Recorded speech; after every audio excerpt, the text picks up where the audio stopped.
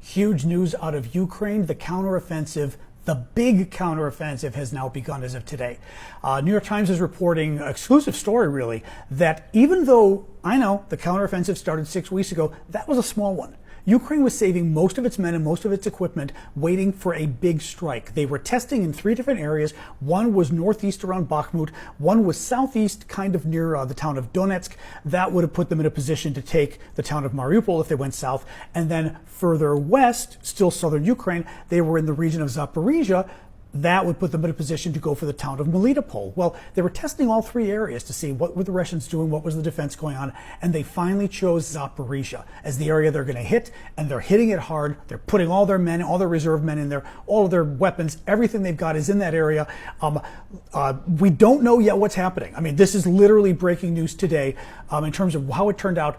Interesting thing from the New York Times, they were saying that American officials were saying, first of all, this is it. This is, the time that we see if Ukraine can pull off victory in this war at all or not. Secondly, they were saying that potentially they're looking for victory, at least in this area, in 1 to 3 weeks. Now, let's take that with a grain of salt because the Russians had a long time to dig in. And as we saw with the earlier mini counteroffensive, it's taken the Ukrainian a long time, to slowly move through because of the mines and everything else. Nonetheless, this is a big deal. This is very exciting news. Fingers crossed that the Ukrainians are able to make significant progress. This is going to be, I think, the big story for the next few weeks, especially the next few days, is looking and seeing, is Ukraine now able to move forward at a better pace? Oh, final point. I forgot to even mention to you guys. So what's going on here? Let me pull up my map of Ukraine. Okay, this is better. So here we've got Ukraine. Here's Crimea, the territory Russia stole in 2014. And then all of this is the area the Russians, going up here.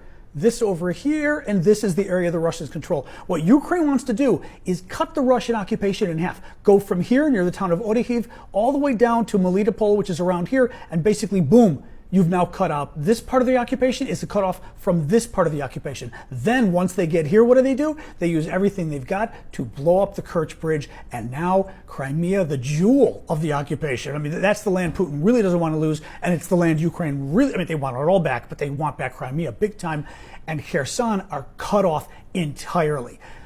Keep watching, guys, but this is a big breaking story. Fingers crossed for the next few days.